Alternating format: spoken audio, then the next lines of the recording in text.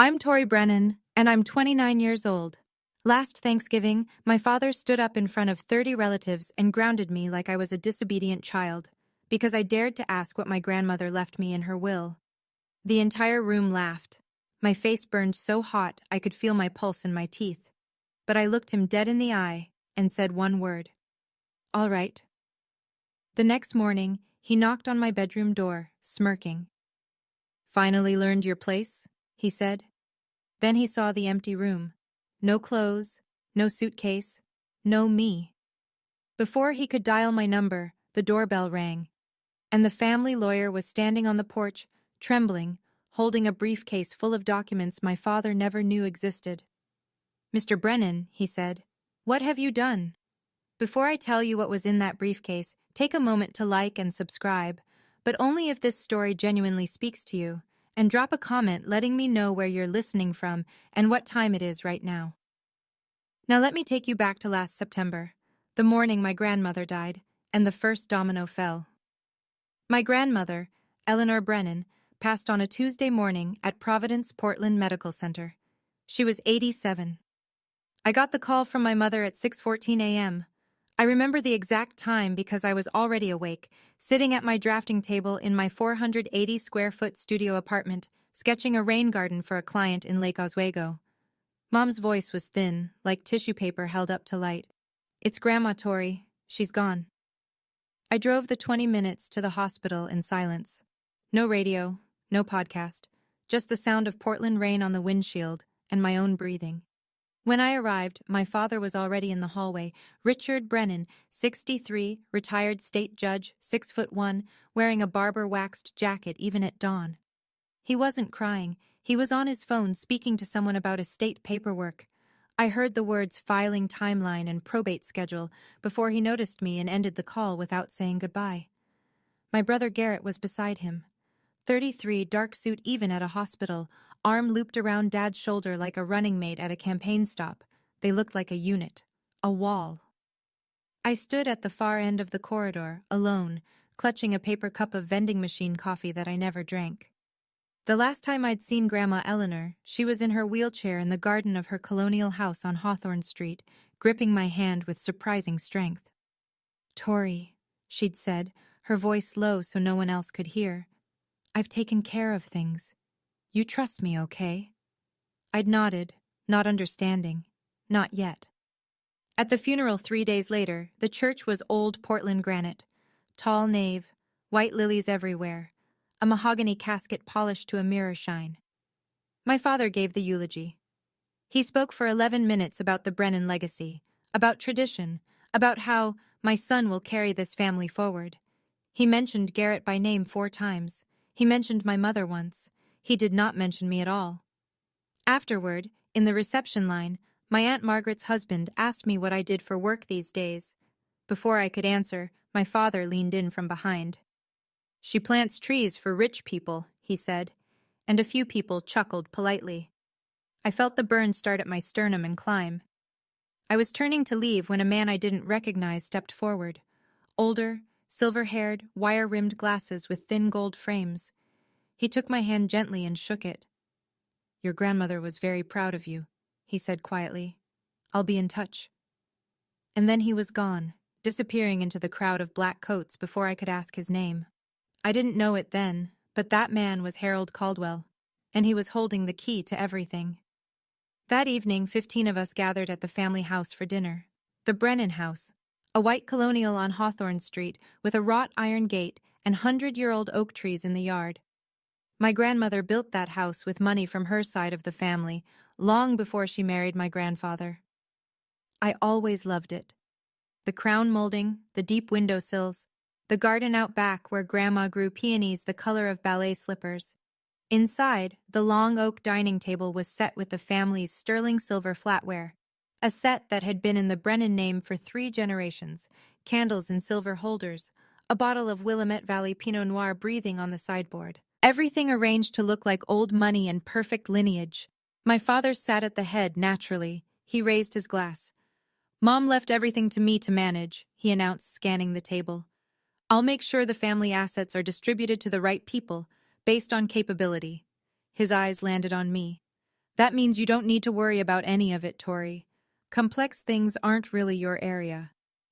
Garrett nodded like a judge's clerk. His wife Meredith adjusted her Mikimoto pearl strand and said nothing. I set my fork down. Dad, Grandma told me. My mother was confused at the end, he cut in. Whatever she promised you, forget it. My mother, Linda, stared at her plate. She didn't look up. She never looked up. After dinner, I excused myself and went upstairs to the bedroom I'd grown up in. The Frank Lloyd Wright poster I'd taped to the wall at 16 was still there, edges curling. I sat on the bed and opened the nightstand drawer out of habit. Inside was an envelope that hadn't been there before. Cream-colored stationery with a faint watermark.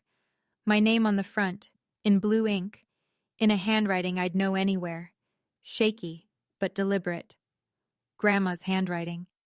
My hands were trembling when I picked it up. I opened the envelope slowly, sitting cross-legged on the twin bed I'd slept in from ages 5 to 18. The ceiling fan above me wobbled the same way it always had. The room smelled like old wallpaper and cedar closet. Inside were two things. The first was a letter, 2 pages, front and back, in Grandma Eleanor's handwriting. The pen had pressed hard enough to leave grooves in the paper, as though she'd wanted the words to be permanent, physical, something no one could delete with a keystroke. The second was a photocopy. Partial. Maybe 6 pages out of what looked like a longer document. The header read, Irrevocable Trust Agreement. Eleanor M. Brennan, Settler. Halfway down the first photocopied page, highlighted in yellow, was a single line. Beneficiary, Victoria Tori Brennan. I read the letter with tears sliding down my face. Tori, if you're reading this, then I'm gone, and your father is already doing what I knew he would do. I'm sorry I couldn't stop him while I was alive. I tried, in my way. But men like your father don't hear women. They only hear documents. The original trust is with my attorney, Harold Caldwell. His office is on Northwest 23rd Avenue in Portland. The copy I've left you is partial, not enough to prove anything on its own, but enough for you to know I'm telling the truth. Don't show this to anyone. Not your father, not Garrett, not even your mother. I love Linda, but she will tell Richard. Wait until the right time, and Harold will know what to do. You were always my architect, Tori, the one who builds. Don't let them tear you down. All my love, Grandma. I folded the letter back into the envelope and pressed it against my chest. The photocopy was incomplete. I couldn't use it as evidence. I didn't have a lawyer.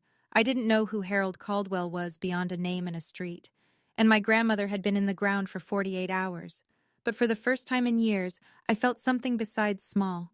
I felt like someone believed in me, had always believed in me, and had put it in writing. I drove back to Portland the next morning without saying goodbye. No one noticed. Or if they did, no one called. My studio apartment was exactly as I'd left it. Plants crowding every windowsill, drafting table covered in tracing paper, a cold mug of tea from 2 days ago still sitting by the sink. I loved this place, even though it was small enough that I could touch opposite walls if I stretched. It was mine. The one space in the world where no one told me I wasn't enough. I sat down at my laptop and Googled Harold Caldwell Attorney Portland. The results came up immediately. A small office on Northwest 23rd Avenue, solo practice, specializing in estate planning and trusts. A headshot showed a silver-haired man with wire-rimmed glasses. The man from the funeral. I hovered over the phone number. I didn't call. Not yet. Because there was a part of me, the part my father had trained since childhood, that whispered, what if Grandma really was confused? What if this is nothing? What if you call and find out the one person who believed in you was just a sick old woman who didn't know what she was signing? I wasn't ready to risk that. Not yet. Instead, I turned to work. A landscape architecture firm in the Pearl District had a deadline in 2 weeks. A rooftop garden for a new condo development. I needed the paycheck. I was still carrying $38,000 in student loans, $420 a month, from the 1 year of law school I'd attended before dropping out to pursue design. The year my father said I betrayed the family. I was checking email to confirm the project specs when I saw it. Buried between a newsletter and a shipping notification. An email from Garrett. No, not to me. Forwarded to me. By accident. Subject line. R.E. Trust Amendment. Draft Petition. My stomach dropped. I clicked it open, scanned the first lines. Then my phone buzzed with the project deadline reminder, and I had to close the laptop and get to the office. But I'd seen enough to know that whatever my father was planning, it had already started. 3 weeks passed. I threw myself into work. The rooftop garden project consumed 16-hour days, and I let it, because focus was easier than fear. But the email sat in my inbox like a splinter under skin. I hadn't opened it again. I wasn't sure I wanted to. Then my mother called. "Tori, your father wants the whole family together for Thanksgiving." Her voice had that particular thinness it got when she was relaying Richard Brennan's orders and pretending they were invitations. "He says he wants to mend things." I almost laughed. My father had never mended a thing in his life. He broke things and then told you it was your fault for being breakable. "I'll think about it, Mom." "Please, honey, he's trying." I said I'd let her know and hung up. Then I sat at my kitchen table, a second-hand IKEA piece I'd sanded and restained myself, and finally opened Garrett's accidentally forwarded email. It was a chain. 7 messages between my brother and my father spanning 2 weeks. The subject line, Trust Amendment, Draft Petition, was exactly what it sounded like. Garrett had drafted a legal petition to the court requesting a change of beneficiary on Grandma Eleanor's trust. The grounds cited were financial incompetence of the named beneficiary, me. The petition argued that I had a pattern of unstable career decisions, no significant assets, and outstanding educational debt inconsistent with fiduciary responsibility. My brother had written that about me, in legal language, for a court filing. But the line that made my vision blur wasn't the legal jargon. It was the casual message Garrett had typed to my father at the bottom of the chain. "She won't fight it. She never fights anything. That's the beauty of it, Dad." I sat there for a long time. Then I screenshot every message in the chain, uploaded them to my cloud drive, and backed them up on a thumb drive I kept in my sock drawer. I called my mother back. "Tell Dad I'll be there for Thanksgiving." I was going home, but not to mend anything. The next morning, I called Harold Caldwell's office. A receptionist answered. An older woman with a warm, efficient voice. I gave my name. There was a pause. Then she said, "Ms. Brennan, Mr. Caldwell has been expecting your call. Can you come in today?" 2 hours later, I was sitting across from him in a small office on Northwest 23rd Avenue. Bookshelves lined every wall. Leather-bound legal volumes, dog-eared and tabbed. An oriental rug that had seen better decades covered the floor. On his desk, a coffee mug had gone cold. Harold Caldwell was the man from the funeral. Same silver hair, same wire-rimmed glasses with gold frames, same measured calm. He looked like a man who had spent his career choosing his words with surgical precision. "Your grandmother hired me 20 years ago," he said. "I drafted her original will, her living trust, and 8 years ago, after a conversation that troubled her deeply, she asked me to create an irrevocable trust with you as the sole beneficiary." He opened a leather portfolio and slid a document across the desk. The original, thick, cream-colored paper, a notary's red seal from the state of Oregon, signatures at the bottom. $620,000 in an educational trust, managed by U.S. Bank, he said. Irrevocable means your father, as trustee, cannot alter the beneficiary.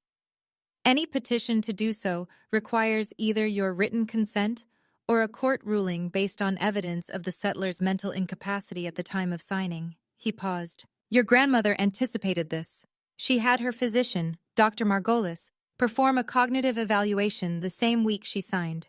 The results are in the file. She was fully competent. I exhaled. It was the first full breath I'd taken in weeks. There's more, Caldwell said. Your father filed a petition 3 weeks ago requesting a change of beneficiary. He listed Garrett. He told the court he was unable to locate you to obtain consent. The old lawyer's jaw tightened. You and I both know that's not true.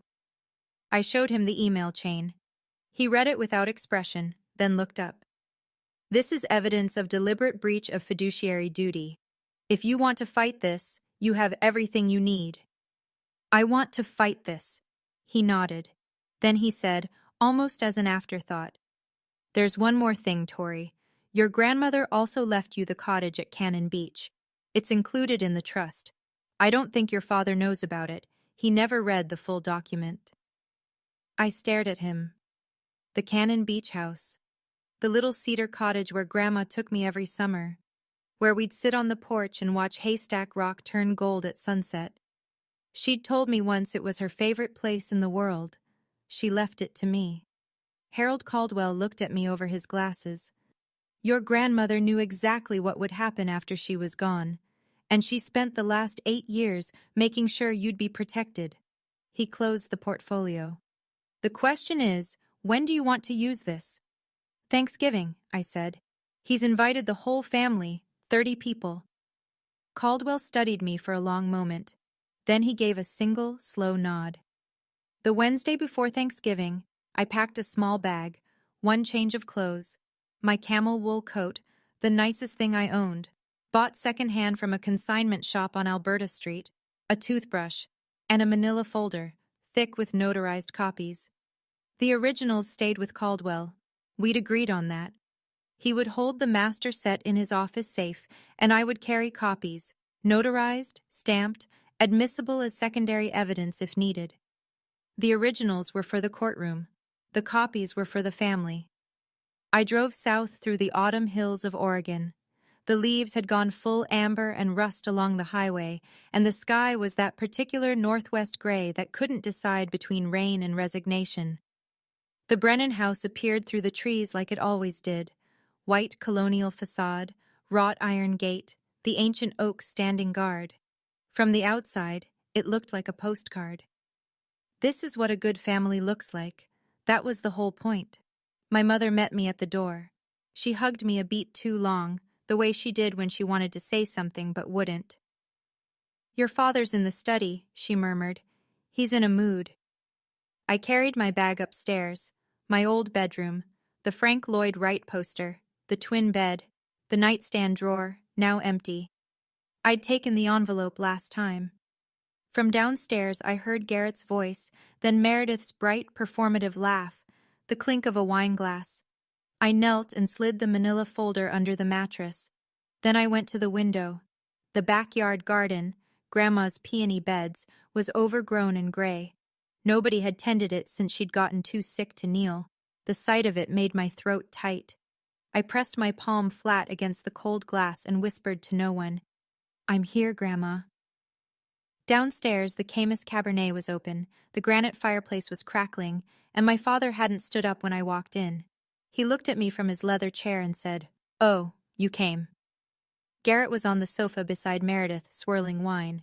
He glanced at my coat, second-hand, slightly pilled at the elbows, and said, Still haven't upgraded the car, huh, Tor? I smiled, sat down, said nothing. Tomorrow, 30 relatives would fill this house.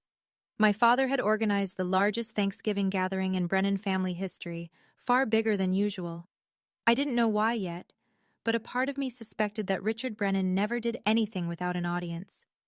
Thanksgiving morning, the house filled like a theater before a show. Cars lined the street by 10 a.m. Aunt Margaret and Uncle Don from Bend, the Paulson cousins from Eugene, Great-Aunt Judith who flew in from Scottsdale. By noon, there were 32 people in the Brennan house, and the noise was a living thing. Laughter, clinking glasses, children running through hallways, the oven timer beeping every 20 minutes. I helped in the kitchen because nobody asked me to do anything else. Linda and Meredith sat at the breakfast nook drinking tea while I chopped celery for the stuffing. That felt about right. The family division of labor hadn't changed since I was 12. At 4 o'clock, we sat down to eat. The long oak table in the dining room seated 18. The overflow went to a folding table in the adjacent living room. I was placed at the folding table, between my 9-year-old second cousin Oliver and an empty chair. My father stood at the head of the main table, crystal chandelier above him, linen tablecloth, white as a surrender flag, the family's sterling silver gleaming under candlelight. He raised his glass of Pinot Noir. "This Thanksgiving is special," he said, his courtroom voice, the one that filled rooms and closed arguments. "We've lost Mom this year, but the Brennan family endures, and I'm proudest of all of my son Garrett, who just won the biggest case of his career." He turned to Garrett. "To you, son." Applause. Garrett accepted it with practiced modesty, a slight nod, a hand on Meredith's shoulder. From the folding table, my Aunt Margaret called out, "What about Tori? Any good news, sweetheart?" I opened my mouth. "Tori is still finding her way," my father said, not looking at me. "She's creative. We'll give her that." A ripple of polite laughter. "But every family needs someone to remind the rest of us not to take a wrong turn. Right, Tori?" The laughter rolled across both tables like a wave, and I sat there absorbing it the way I had since I was a child, spine straight, face neutral, hands in my lap. Oliver, the 9-year-old beside me, looked up and whispered, "Are you okay?" I nodded and handed him a bread roll. After the plates were cleared and the pumpkin pie was half gone and the port wine was flowing, my father stood again. The room quieted. He had the posture of a man about to deliver a verdict. "One more thing," he said. "Tomorrow morning, I'll be making an important family announcement regarding Mom's estate. I expect everyone to be present." He smiled, the smile of a man who has already decided the outcome. "It's what Mom would have wanted." I looked at Garrett. He was studying his wineglass with a small private smile. I looked at my mother. She was staring at the tablecloth. I looked at my father. He was looking right at me. And for 1 second, his smile sharpened into something that wasn't a smile at all. Tomorrow, he was going to read his version of the will, in front of everyone. I excused myself to do the dishes. The kitchen was quiet except for the sound of water running and my own breathing. I stood at the sink scrubbing a roasting pan, suds up to my elbows, still wearing the same sweater I'd driven down in. In the next room, 32 people were laughing and drinking port, and not one of them had offered to help clear a single plate. I heard footsteps behind me. Garrett leaned against the doorframe, arms crossed, wineglass dangling from 2 fingers. "You know, Tor," he said casually, "you should really thank Dad for even letting you sit at the table, even if it was the kids' table." He chuckled at his own joke. I didn't turn around. I kept scrubbing. But something in me, some wire that had been pulled taut for 29 years, finally hummed. "Garrett," I said, my voice quiet and steady, "do you know what Grandma left me?" The silence behind me changed texture. I heard his wineglass clink against the counter. When I glanced over my shoulder, his face had gone very still. He left the kitchen without a word. 10 minutes later, my father's voice thundered from the living room. "Tori, get in here, now!" I dried my hands on a dish towel and walked in. 32 faces stared at me. The crystal chandelier threw little rainbows across the ceiling. My father stood in the center of the room, port wine in one hand, the other hand pointing at me like I was a defendant.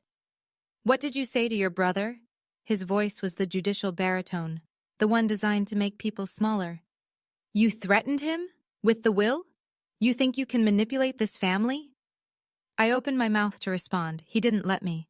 "You're grounded," he said. "You are grounded until you apologize to your brother. Go to your room." The room erupted. Not in protest. In laughter. 32 people, most of them adults, laughing because Richard Brennan had just grounded his 29-year-old daughter like she was a misbehaving child. Aunt Margaret covered her mouth, but her shoulders were shaking. Uncle Don snorted into his port. Even Meredith let out a delicate, performative gasp that was really a giggle. My face burned. The heat climbed from my chest to my neck to my temples in a single wave. I looked for my mother. Linda was sitting in the corner chair, staring at her hands, silent. Nobody said stop. Nobody said that's enough, Richard. Nobody said anything at all except laughter. I looked at my father. His Cartier tank watch caught the light as he jabbed his finger toward the staircase. "Go," he repeated. "Now." I held his gaze for 3 full seconds. Then I said, in a voice so calm it surprised even me. "All right." I turned. I walked upstairs. I closed the bedroom door behind me. And then I picked up my phone and called Harold Caldwell. It rang twice. He answered. I said, "Mr. Caldwell, I need you to bring the originals, tomorrow morning, 8 a.m. There was a pause. Then his steady, measured voice. "I'll be there." I hung up, set my alarm for 4 a.m., and sat on the edge of the twin bed in the dark, listening to the laughter still floating up through the floorboards, thinking, laugh, enjoy it. Because that is the last time. I know. Right now, some of you are furious on my behalf. And honestly, I don't blame you. Let me ask you something. Have you ever been humiliated by your own family in front of a room full of people? Have you ever been put in your place by someone who was supposed to protect you? If you want to find out what happened the next morning, when my father opened my bedroom door and found it empty, stay with me. And if this story is hitting close to home, tap that like button so I know you're still here. I left at 4:15 in the morning. No drama, no slamming doors. I packed my bag in the dark, slid the manila folder into my tote, and walked downstairs in my socks so the floorboards wouldn't creak. The only thing I left behind was the framed photo of Grandma Eleanor on the nightstand, face down. I drove to a 24-hour diner 3 miles from the house, ordered coffee I didn't drink, and waited for daylight. At 7:42 a.m., I know because I was watching the clock, my phone lit up. A text from Garrett. "Where are you? Dad's looking for you." I didn't respond. Inside the Brennan house, I'd learn the details later from my cousin Danny, the morning unfolded like this. My father came downstairs at 7:30, freshly showered, wearing a pressed Oxford shirt, looking like a man about to chair a board meeting. He poured his coffee, scanned the room, and said, "Someone go wake Tori. She's got an apology to make." Nobody moved. Not because they were standing up for me, because nobody wanted to deal with it. Richard climbed the stairs himself. He knocked twice, his judicial knock, crisp and expectant. "Tori, it's morning. You ready to apologize to your brother?" Silence. He opened the door. The bed was made. The closet was open and empty. The drawers were cleared. The room held nothing of me except the photograph of Grandma Eleanor, face down on the nightstand, like a final punctuation mark. Danny told me later that my father stood in that doorway for a full 10 seconds before his expression shifted. Confusion first, then something darker. He came downstairs slowly. "Tori's gone," he announced to the 20-odd relatives still lingering over breakfast. His voice was flat, controlled. "She left, in the middle of the night, like a coward." Garrett looked up from his laptop and smiled. "Well," he said, "that settles it." My father nodded. "It certainly does." Now, I was planning to make the estate announcement at 10, but since the only person who might object has run away. The doorbell rang. My mother opened it. And there, on the front porch, in a gray suit, with a brown leather briefcase and an expression like a storm front, stood Harold Caldwell. "I'm Harold Caldwell," he said, "attorney for Eleanor Brennan. I need to speak with the entire family, right now." The dining room went quiet in stages. First the conversation nearest the front door, then a ripple of silence, spreading table by table until even the children stopped fidgeting. Harold Caldwell walked into the room the way a man walks into a courtroom, unhurried, deliberate, and completely certain of his authority. He set his leather briefcase on the dining table, right on top of the leftover Thanksgiving linen, and unclasped it without sitting down. His hands, I was told, had a visible tremor, not from nerves, from anger. My father rose from his chair at the head of the table. He was taller than Caldwell by 4 inches, broader by 30 pounds. He used every bit of it. "Harold," the name came out like a warning. "You were not invited. This is my home." Caldwell looked at him. "This is the home that Eleanor Brennan built with her family's money, Mr. Brennan. And I'm here because I have a legal obligation, a fiduciary duty, to the beneficiary of her trust. Tori has no rights to. Tori is the sole named beneficiary of an irrevocable trust executed 8 years ago. You know this. You've known it since the day your mother signed it." The room was so still I could have heard the furnace click on 3 rooms away. 30 pairs of eyes moved between the two men like spectators at a trial, which, in a way, they were. Richard's jaw clenched. My mother was in cognitive decline. Whatever she signed was signed in the presence of 2 independent witnesses and accompanied by a physician's evaluation confirming full mental competency. Caldwell opened the briefcase and removed a folder. "I have the documentation here. Would you like me to read it aloud, Mr. Brennan, to everyone?" The question hung in the air. Aunt Margaret, seated near the window, leaned forward. Uncle Don put down his coffee cup. Even the children had gone silent. Richard Brennan looked at the folder in Caldwell's hands the way a man looks at a loaded weapon pointed at his chest. Then he straightened his shoulders and said, very quietly, "Get out of my house." "Sir," Caldwell said, "what have you done?" What happened next is something I've replayed in my mind 100 times, because it was the moment the mask finally cracked. Not slowly, not gracefully, but in a sudden, ugly split, right down the center. My father stepped toward Caldwell. "I said get out. You're trespassing. I'll call the police." "You're welcome to," Caldwell replied, not moving an inch. "And when they arrive, I'll show them the petition you filed with the court 3 weeks ago, the one where you claimed you were unable to locate the beneficiary of your mother's trust." He paused. "The beneficiary whose phone number you have, whose address you have, who was sleeping in this house last night." Richard's face went through a sequence, red, then white, then a kind of mottled gray that I'd never seen on a living person. Around the room, I could see the reaction spreading, Margaret pressing her hand to her mouth, Uncle Don's brow furrowing, cousins exchanging glances. That's when Garrett stood up. My brother, the golden child, the lawyer, the one who always knew the right angle, stepped forward with his hands raised in a calming gesture. "Mr. Caldwell," he said smoothly, "I appreciate your concern, but any documents you're referencing can be contested in the appropriate legal—" "You drafted the petition, didn't you, Mr. Brennan?" Caldwell turned to face him. His voice was quiet, precise, surgical. "You prepared a filing to change the beneficiary of an irrevocable trust on behalf of your father, who is also the trustee. I have the emails." Garrett's composure didn't shatter. It evaporated. One moment he was a confident attorney, the next he was a man whose mouth had gone slack and whose eyes had darted, involuntarily, unmistakably, to his father. "Dad," he said under his breath, "we need to talk. Privately."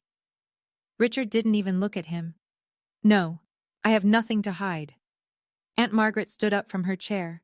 Her voice, when she spoke, carried the particular authority of a woman who had watched a family lie to itself for decades and had finally had enough.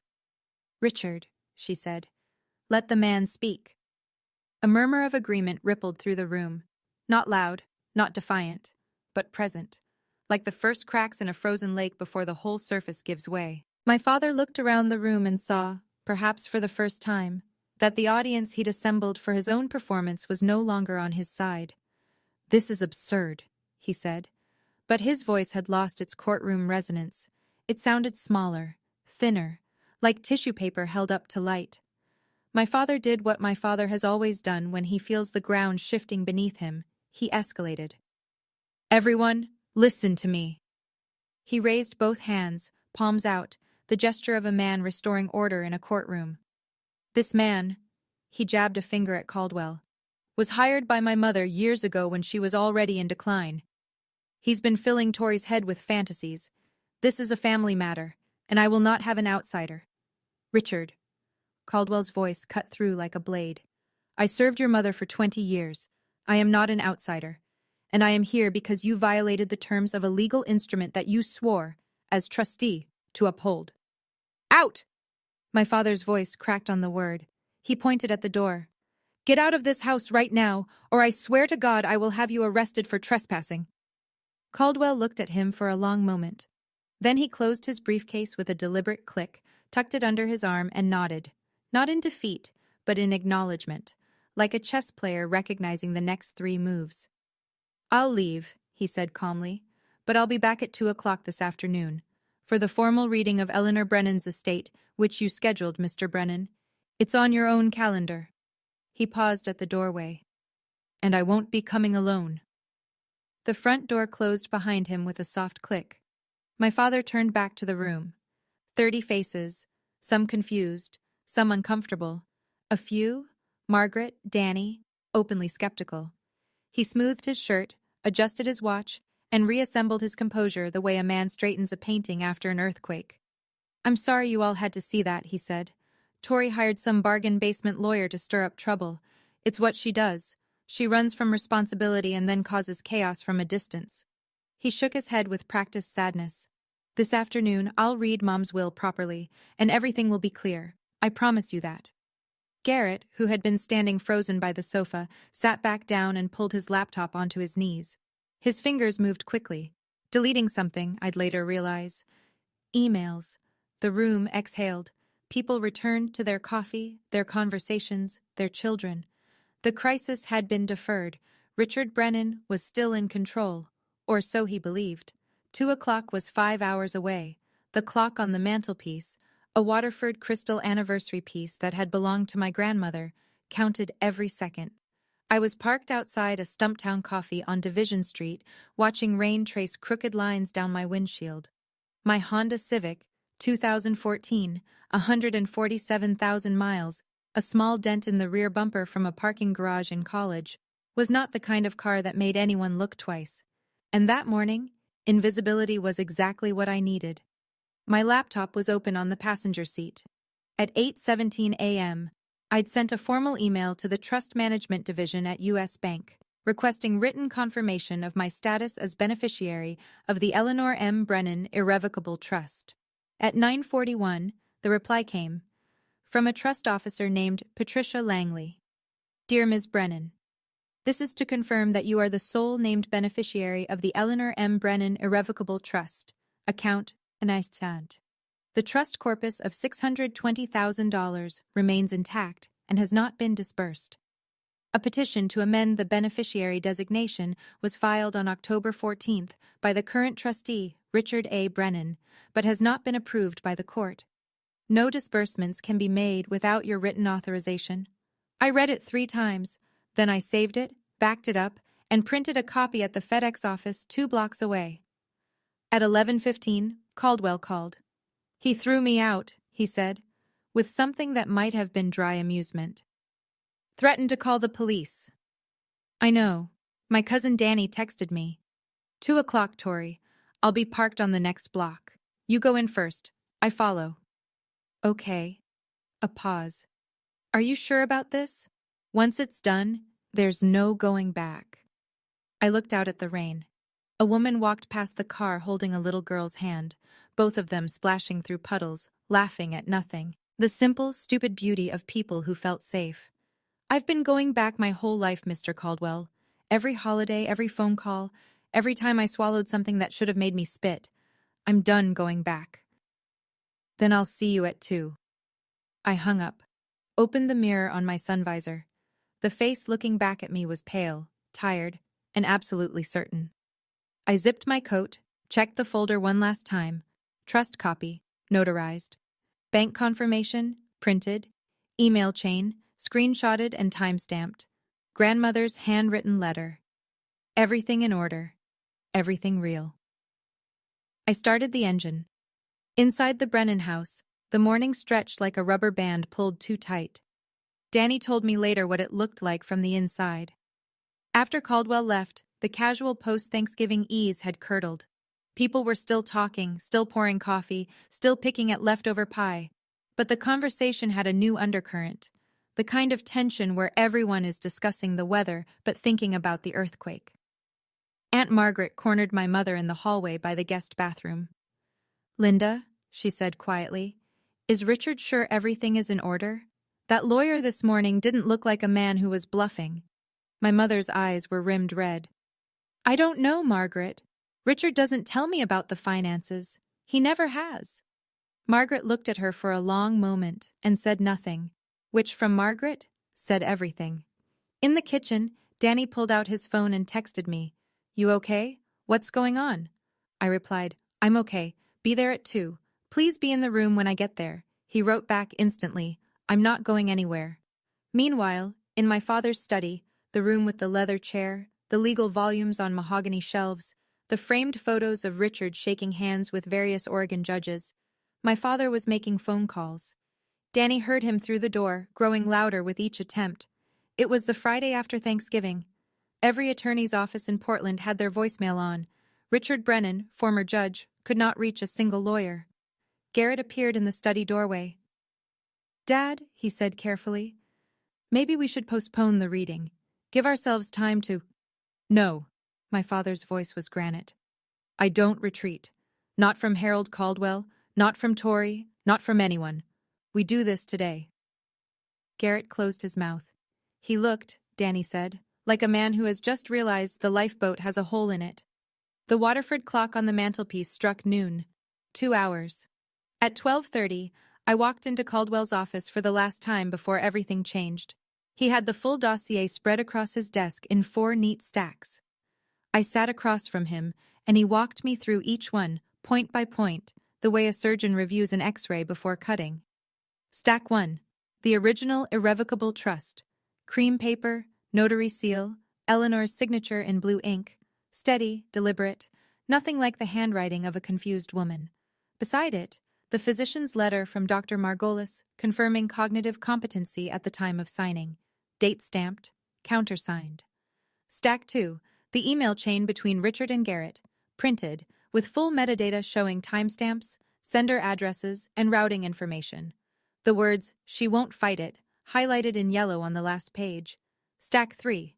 The letter from Patricia Langley at U.S. Bank confirming my status as sole beneficiary and the intact trust balance of $620,000. Stack 4. A document I hadn't seen before. Caldwell slid it across the desk.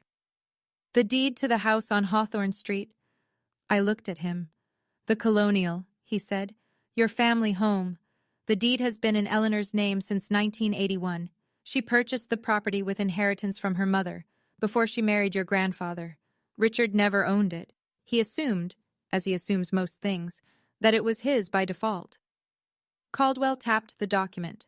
"Under the terms of the trust, upon Eleanor's death, ownership transfers to the named beneficiary." I stared at the deed. My father's house, the house where he'd sat at the head of the table, where he'd grounded me in front of 30 people, where he'd built his entire kingdom of authority, had never been his. "He doesn't know this," I said. "He never read the full trust document," Caldwell confirmed. "He read the first 3 pages, the ones that named him trustee, and stopped."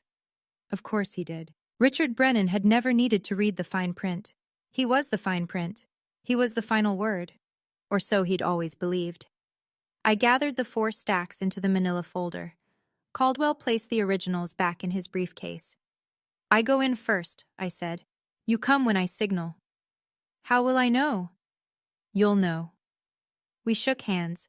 His grip was firm, and his eyes, behind those gold-framed glasses, held something I hadn't seen from any adult in my family since my grandmother died.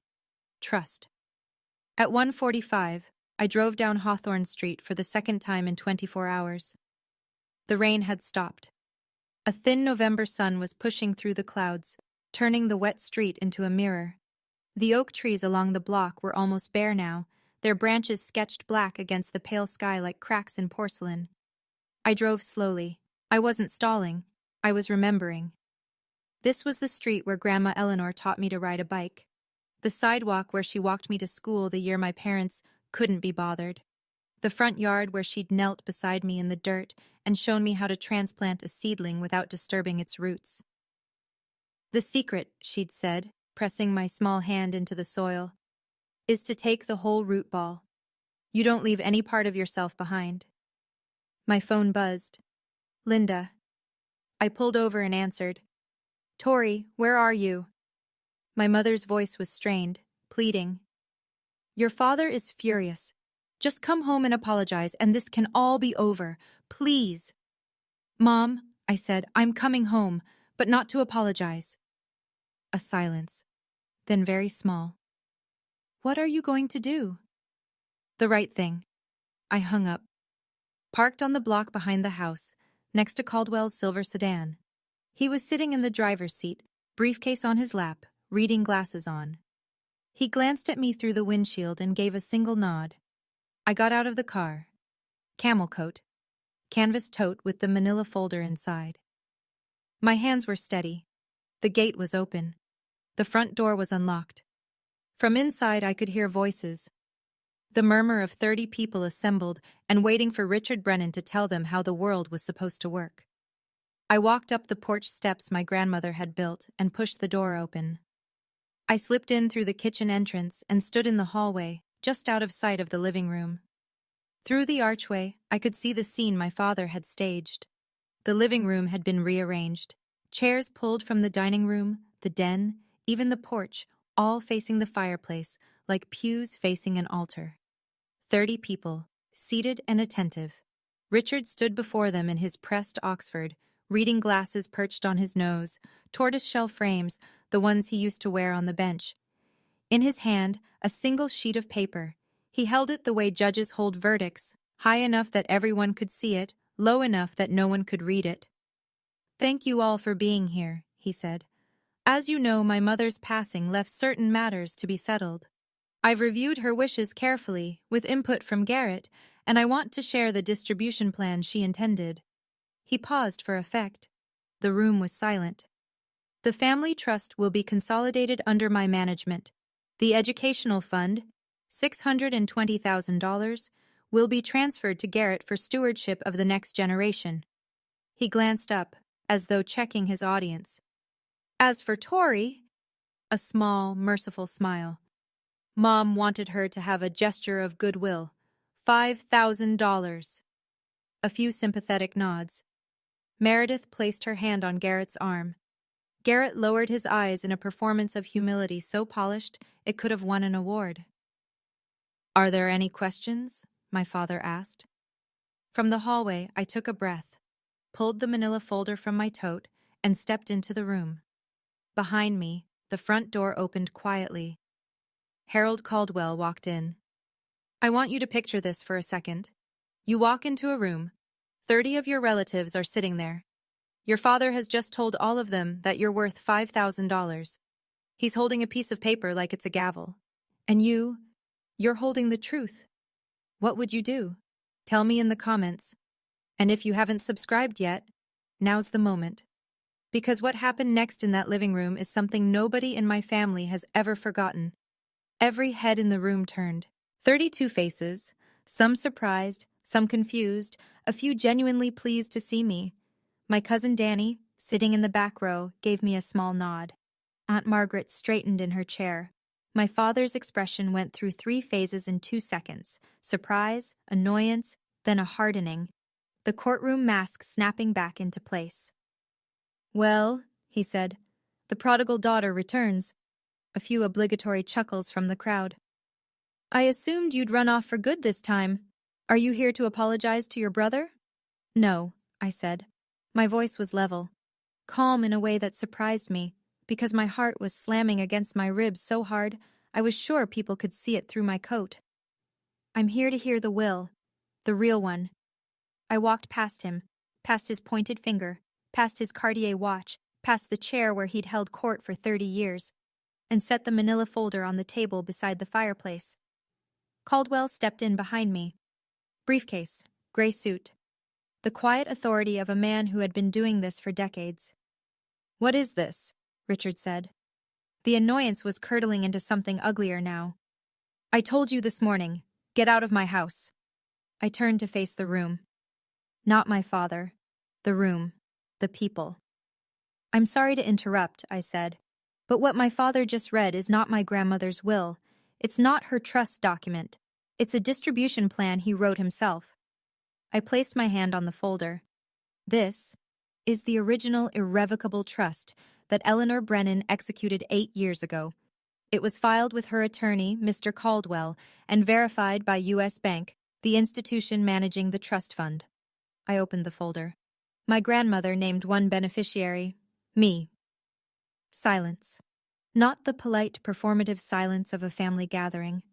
The absolute atmospheric silence of a room full of people who have just realized they are witnessing something they cannot undo. My father's face drained of color, not gradually, all at once, like someone had pulled a plug. Aunt Margaret said, clearly and firmly, Let her speak. Caldwell stepped forward.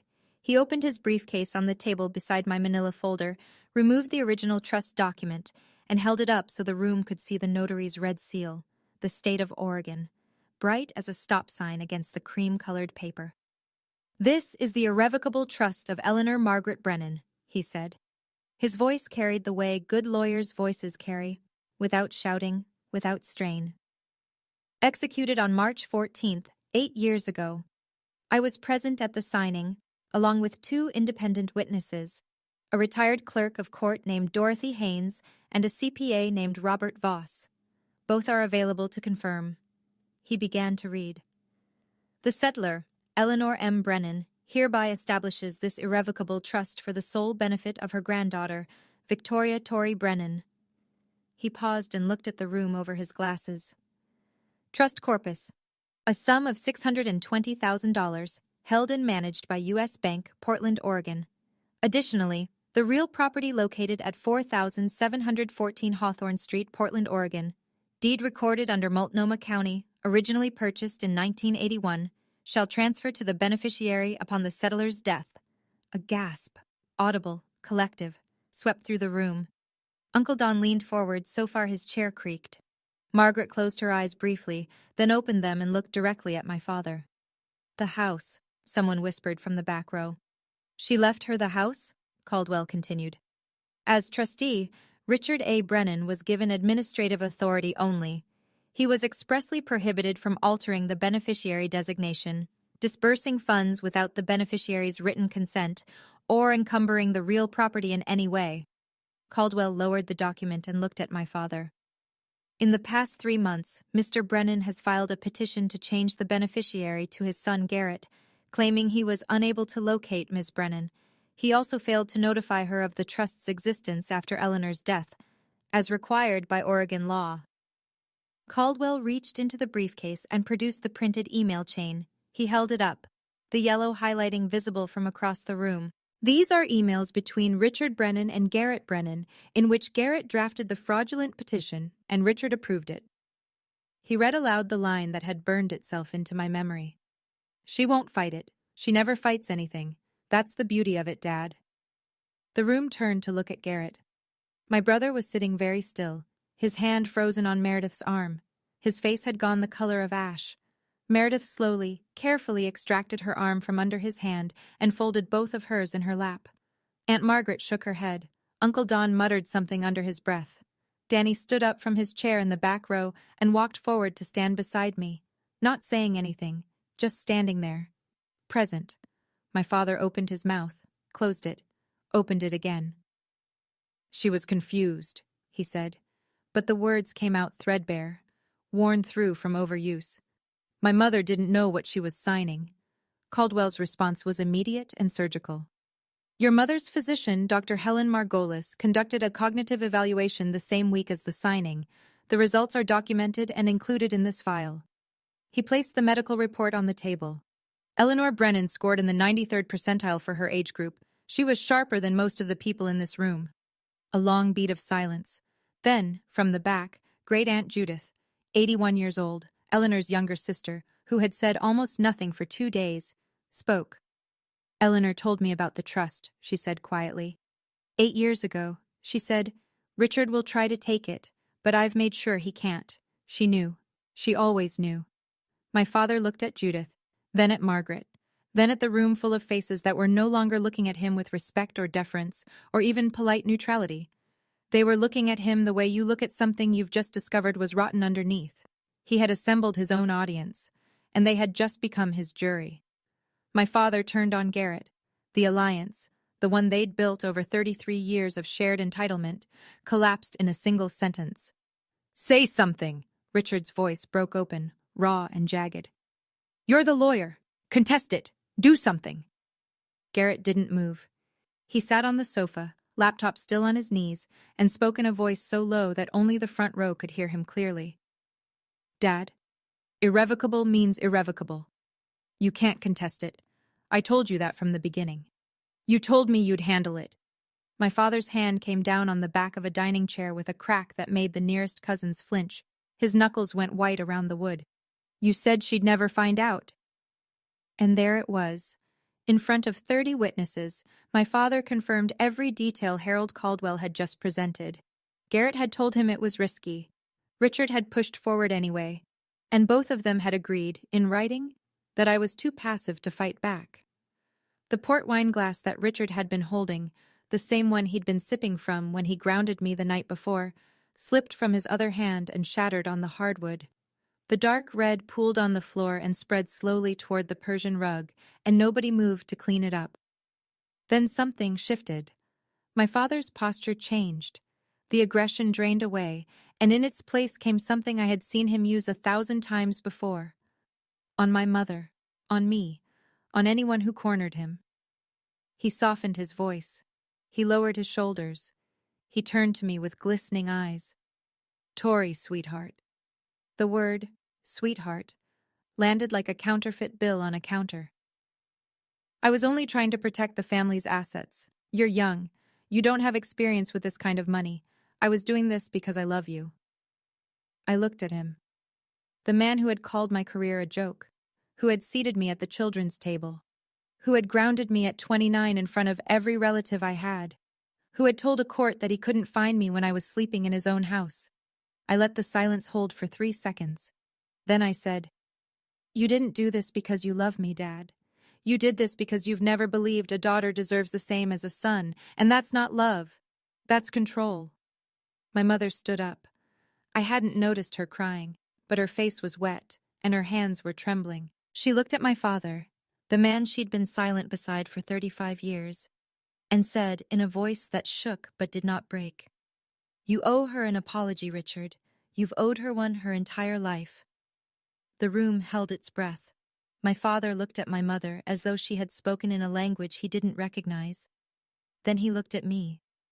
Then at the 30 faces watching him. He said nothing. He turned and walked into his study and closed the door. In the minutes that followed, the room rearranged itself, not the furniture, but the people.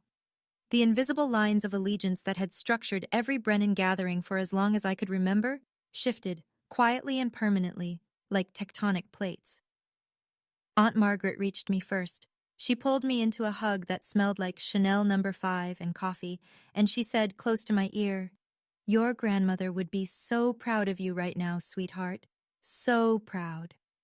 Danny squeezed my shoulder. "I always knew you were the toughest one in this family," he said. "You just never needed to prove it before." Cousins I hadn't spoken to in years came forward. A handshake, a nod, a quiet, "I'm sorry, Tori." Not all of them. Some stayed seated, uncomfortable, staring at the floor. A few stood up and left. Not in protest, but in the way people leave a room where something has broken that they don't know how to fix. Garrett rose from the sofa. He didn't look at me. He took Meredith's arm and walked toward the front door. Meredith paused in the hallway, reached up and unclasped her pearl strand, the Mikomoto necklace she'd been wearing all weekend like a badge of status, and dropped it into her coat pocket. As though she wanted to make herself smaller, less visible, less associated. Caldwell was already organizing the documents back into his briefcase.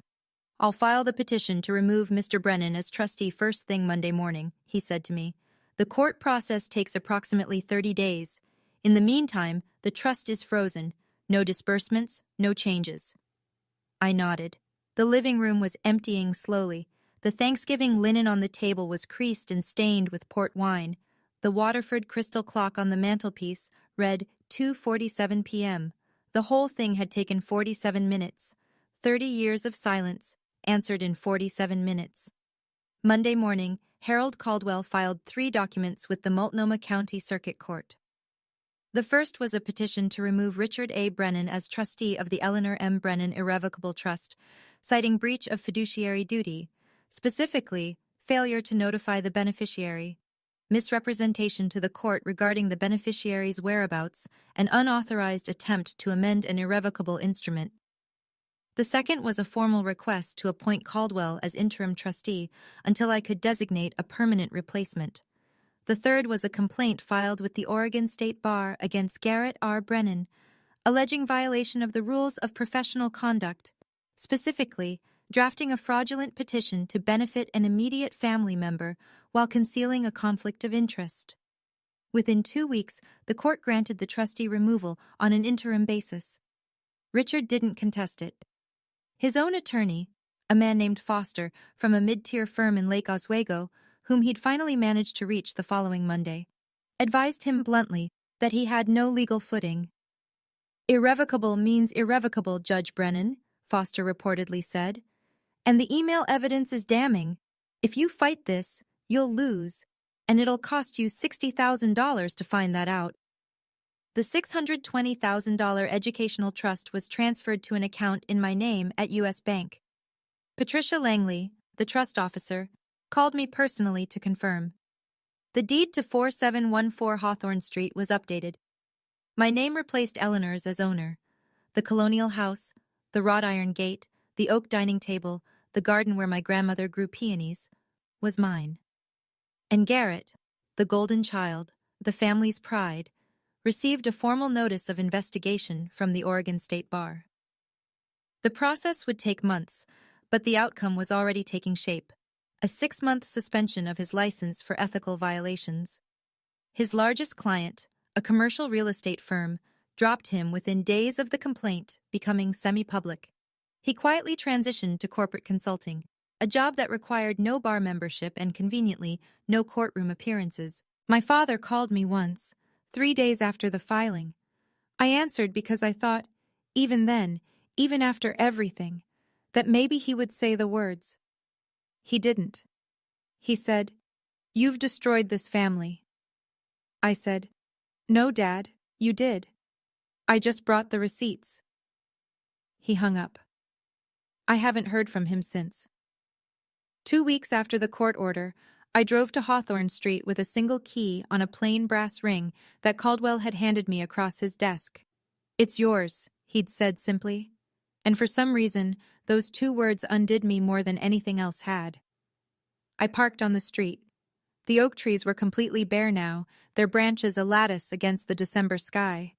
The wrought iron gate swung open with a creak that I'd heard 10,000 times. The porch steps, Grandma Eleanor had them replaced in 2009, cedar over the old pine, still had her welcome mat. Faded green, a pattern of ferns. I turned the key. The door opened into the foyer, and the smell hit me first. Wood polish, old books, a trace of the lavender sachets my grandmother kept in every closet. The house was silent in a way I'd never experienced. My father's presence had always been the dominant frequency here, his voice filling every room, his opinions occupying every conversation.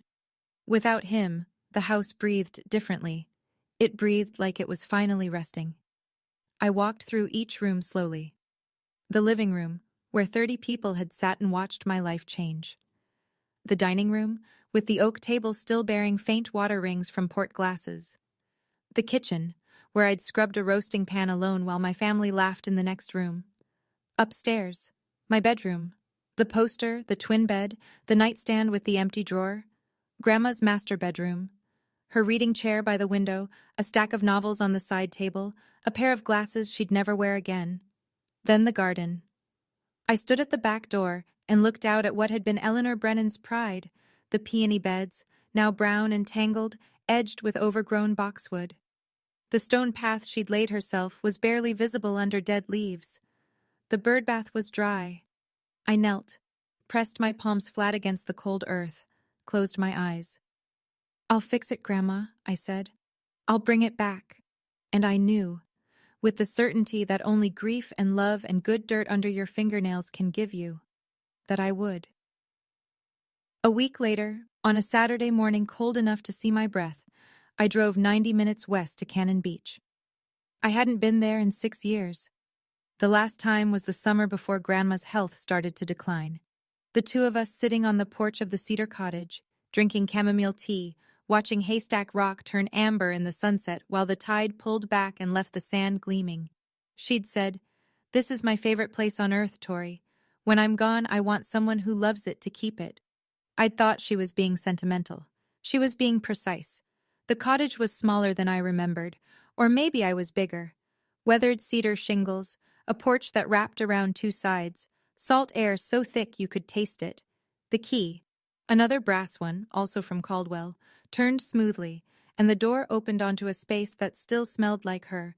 Lavender, old paperbacks, the faintly sweet scent of cedar walls in winter. On the kitchen table, there was a wooden box, not hidden, placed there deliberately, as though she'd known exactly who would come through the door and when. I lifted the lid. Inside, a stack of photographs, Grandma and me, ages 5 through 22, in this very cottage, planting beach grass in the dunes, building a driftwood fort, standing in matching rain boots on a stormy July afternoon, both of us grinning like idiots. Under the photographs, a letter, short this time, just a few lines. Tori, if you're reading this, you were brave enough. I knew you would be. This house is yours. It always was. I was just keeping it warm for you. Start over here if you need to, or come when the world is too much. Either way, it's waiting. I am so proud of you. Always. Grandma. I sat on the porch, her porch, my porch, and cried. Not the way I'd cried in the twin bed at Hawthorne Street, stifled and ashamed. This was different. This was the kind of crying that opens something instead of closing it, the kind that leaves you lighter, not emptier. The ocean was gray and vast and completely indifferent to everything that had happened in that living room, and there was a strange comfort in that. The tide didn't care about Richard Brennan's courtroom voice. The waves didn't know what an irrevocable trust was. Haystack Rock had been standing there for 15 million years and would keep standing long after all of us. The Brennans, the grudges, the folding tables were gone. I wiped my face, took a breath of salt air, and for the first time in months, felt something I'd almost forgotten the shape of. Peace. That Sunday night, back in Portland, I sat at the oak dining table in the Hawthorne house, my house, and wrote an email to my family. I wrote it once, read it twice, and sent it without a third draft because I knew if I kept revising, I'd start softening things that needed to stay sharp. To Richard Brennan, Linda Brennan, Garrett Brennan. I don't want to cut anyone out of my life. That was never the point, but I will not return to a relationship where I am belittled, dismissed, or treated as less than. If you want to have a relationship with me, it will be on terms of mutual respect, not hierarchy. The door is open, but it swings both ways now. Tori. My mother called 20 minutes later. She was crying, the real kind, not the anxious kind. I'm so sorry, Tori, she said. I should have stood up for you years ago. I was afraid of him. That's not an excuse. It's just the truth. I know, Mom, I said. I don't blame you, but I need you to start choosing what's right, not what's easy. Can you do that? A long pause. Then, I'm going to try. Garrett replied by text the next morning. 2 words. I understand. I read it, set the phone down, and didn't reply. Understanding was a start, but it wasn't the same as accountability. He'd get there or he wouldn't. That was his work, not mine. My father didn't respond. Not that day, not the next week, not the week after that. The silence was its own kind of answer. Familiar, really. Richard Brennan had been silent on the things that mattered my entire life. At least now I'd stopped waiting for him to speak. 6 months later, spring had come to Portland, and the peonies were coming back. I'd spent the winter on my hands and knees in my grandmother's garden, pruning, clearing, aerating the soil that had gone sour from 2 years of neglect. The roots were deeper than I'd expected. They'd survived the abandonment. They just needed someone to cut away the dead weight and let the light in. I knew the feeling. With the student loan gone, paid in full, $38,412, the most satisfying check I've ever written.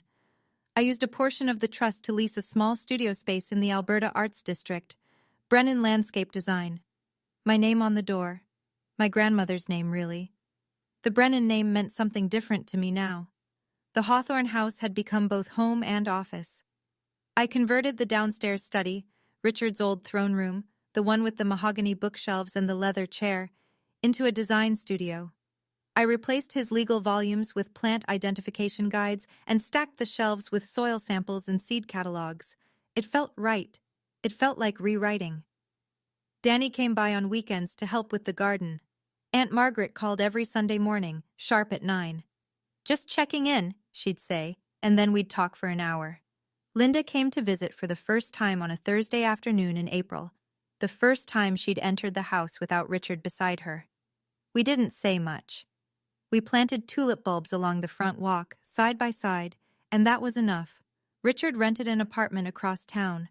I heard through Margaret that he told his friends I'd stolen the house, that my grandmother had been manipulated, that the whole thing was Caldwell's fault. The story changed depending on the audience, but it always had the same ending. Richard Brennan was the victim. Some things, I suppose, are truly irrevocable. Garrett's suspension from the Oregon State Bar lasted 6 months. He'd moved to corporate consulting. Something with logistics, Margaret said. He and Meredith had quietly separated, though I didn't know the details and didn't ask. He hadn't contacted me since the I understand text. I left the door open, the way I said I would. I just wasn't going to stand in the doorway waiting. I'm telling you this story from the porch of the Cannon Beach cottage. It's a Saturday. The tide is out. Haystack Rock is doing what it always does, standing there, solid and ancient, and unbothered by anything as temporary as a family argument. I come here on weekends when I need to remember what quiet sounds like. The cottage is exactly as Grandma left it, except I've added a small herb garden by the front steps. Rosemary, thyme, lavender, the kind of plants that get stronger the more wind they take. I'm not telling this story to teach anyone a lesson. I don't believe in that. Every family is its own country, with its own laws and its own wars, and the people inside it are the only ones who know the real map. I can't tell you what to do with your father, your mother, your brother, your inheritance. I can only tell you what I did. Here's what I know now. Silence isn't agreement. I spent 29 years being quiet at the dinner table, and the people around me took that silence and called it consent. It wasn't. It was just a woman who hadn't found her evidence yet. Waiting isn't weakness. My father and my brother counted on the idea that I wouldn't fight. They were almost right. What they didn't account for was that there's a difference between someone who can't fight and someone who's choosing when to. And the last thing, the thing that matters most. My grandmother didn't leave me money. She left me proof. Proof that someone in my family saw me, the real me, the one who builds things, and decided I was worth protecting. Not with words, with documents, with plans, with the kind of love that hires a lawyer and thinks 8 years ahead. That's the inheritance that changed my life. Not the $620,000, not the houses, the knowledge that I was worth the trouble. I still have the Frank Lloyd Wright poster. It's on the wall of my studio now, behind my drafting table, edges still curling. I look at it every morning and think about the girl who taped it up at 16, who wanted to build beautiful things and was told that wasn't enough. She was enough. She was always enough. She just needed the paperwork to prove it. Early morning, the hawthorn garden. The soil is damp from last night's rain, and the air smells the way Oregon air smells in spring, green and clean and full of the particular promise that comes from things deciding to grow. I'm on my knees in the dirt, planting peonies. The same variety my grandmother grew. Sarah Bernhardt, she always said, because she was dramatic, she was pink, and she lasted longer than anyone expected. Grandma had a sense of humor about everything, even flowers. The roots go in, the soil goes over. I press it down gently, firmly, the way she taught me, the whole root ball, nothing left behind. The sun clears the roofline and falls across the garden in long, golden bars. Somewhere in the house, my coffee is getting cold. Somewhere in Portland, my father is waking up in a rented apartment and telling himself a story where he's the hero. Somewhere in the future, maybe, he'll stop. I stand up, wipe the dirt from my hands, and notice something on the front porch that wasn't there last night. An envelope. No stamp, no return address. Just my name, in handwriting I'd know anywhere. Not Grandma's this time, but almost as familiar. I open it. A single line. I'm sorry I never stood up. I'm standing now. Mom. I fold the letter. I tuck it into my coat pocket, right next to the one from Grandma, the one I carry everywhere, the cream-colored stationery with the blue ink and the words that saved my life. 2 letters. 2 women. One who planned ahead, and one who finally caught up. I walk back into my house. The house my grandmother built. The house my father lost. The house that was always meant for someone who would take care of it. I close the door, and for the first time in 29 years, it feels like coming home. Thank you for staying until the end. I mean that. If this story made you feel something, anger, relief, recognition, hope, then it did exactly what I needed it to do. Hit like if it resonated. Subscribe if you want more stories like this one, and check the description below. There's another story waiting for you there, and I think you might need to hear it too. I'm Tori Brennan, and that was the last time I ever sat at the kids' table.